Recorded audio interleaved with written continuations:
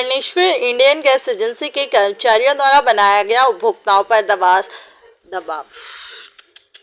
Karneshwar Indian gas agency कर्नावत के कर्मचारियों द्वारा रात से लेकर दिन भर टंकी को लेकर दबाव बनाया जा रहा है।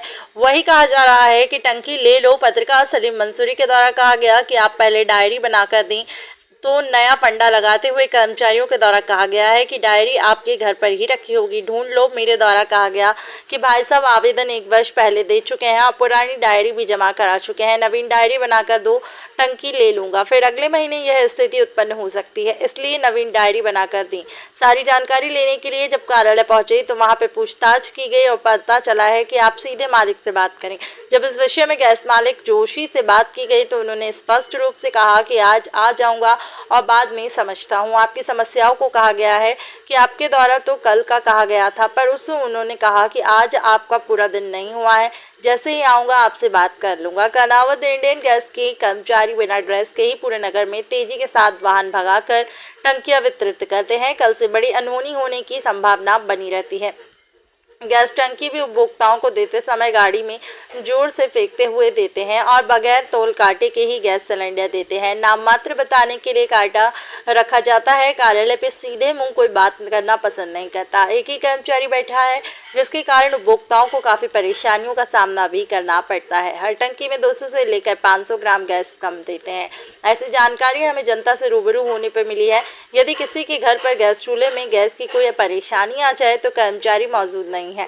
कौन है, क्या नाम है, पता ही नहीं। गैस लीकेज होने पे कर्मचारी उपलब्ध नहीं होते हैं। अपनी मनमर्जी के काम इंडियन गैस एजेंसी के मालिकों द्वारा दबंगता पूर्वक एजेंसी चलाई जा रही है। जब गैस एजेंसी के मालिक का नाम पूछना चाहा तो फोन पे कहते हैं मैं अभी बिजी हूँ, वहीं आकर आपसे चर्चा करता हूँ। उपभोक्ता को सही जानकारी देना उचित नहीं समझते हैं। उपभोक्ताओं को कम से कम संतुष्ट तो करना ही चाहिए। ग्रामीणों के द्वारा बताया गया है कि टंकी बुकिंग के नाम से शायद हमें शुल्क भी लेते हैं, परंतु टंकी हमें कोई गोदाम से लानी पड़ती है तो कभी बाजार में लाना पड़ता है। हेलो, अरे भाई मेरे घर पे टंकी देने आया था मैं। टंकी? This call is now being recorded. Hello hello hello, hello.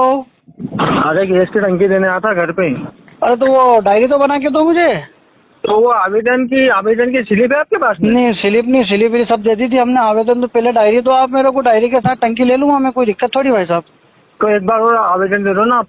बार बार देने का काम थोड़ी है भाई साहब, जनता का काम है। हम जनता बार बार परेशान थोड़ी होंगे आपके पास में बार बार आवेदन देने के लिए आएंगे सर। आवेदन दे चुके हैं, डायरी दे चुके हैं, जमा करा चुके हैं सर। अब ये तो कर्मचारी के ऊपर डिपेंड है कि आप कब डायरी बना के दोगे हमें, अच्छा है ना। हाँ, मैं भी अभी ऑफिस के सामने ही खड़ा हूँ। मैं डायरी वास्ते आया था कि डायरी कब दे रहे हो आप, डायरी दे रहे हैं कि नहीं दे रहे हैं, क्या है, कितना समय लगेगा, उसका कोई शुल्क हो तो शुल्क जमा करा लीजिए आप हमसे। शुल्क तो कुछ भी नहीं, आवेदन की आपके पास में होगी ना पर्ची? नहीं, पर्ची 1 साल तक थोड़ी संभाल के रखूंगा सर मैं। उनने क्या था 8 दिन में बन जाएगी। अब कर्मचारी बदलते रहते हैं तो मैं क्या कर सकता हूँ उसके लिए।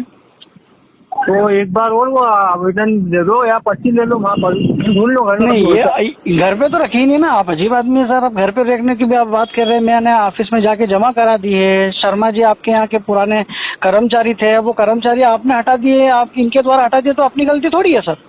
हाँ वो भी सही बात। ये तो कर्मचारी को पूछना चाहिए कि भैया क्या क्या काम है पुराना पेंडिंग, बता के जाओ आप।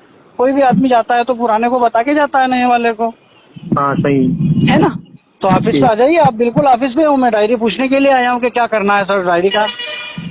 डायरी 1-2 लाख रुपए की तो सर बनती नहीं है, मात्र खाली 5-25 रुपए। अगर 50 रुपए 100-200 रुपए आपको चाहिए तो वो ले लो आप, डायरी बना दीजिए, जो शुल्क अगर लगता हो तो।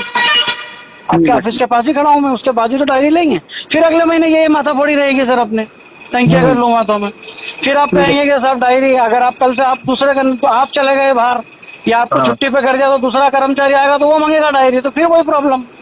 सही है कि नहीं? सही है भाई, अपन ने 2 नंबर में तो डायरी कोई ली नहीं है, 2 नंबर में तो केस ले नहीं रहे, अपन तो लीगल रूप से ले रहे हैं,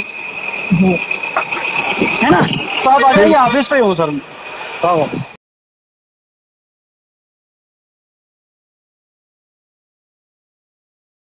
मेरा नाम सलीम मंसूरी पत्रकार है।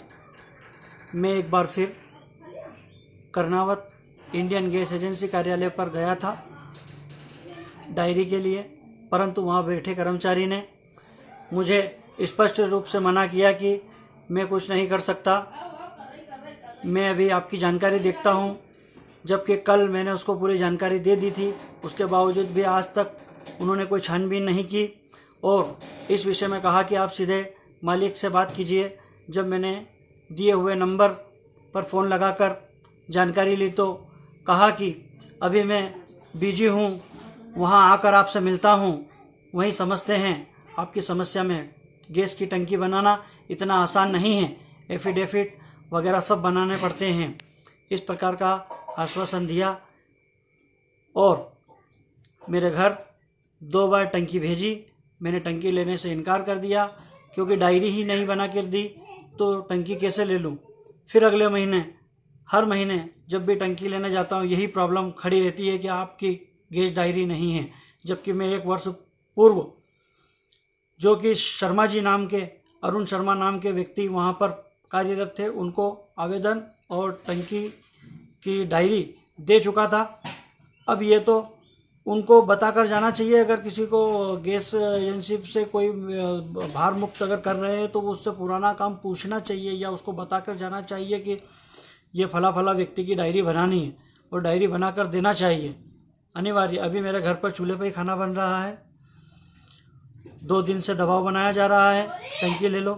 जब तक निराकरण नहीं होगा टंकी किस हैसियत से, किस हिसाब से ले लूँ।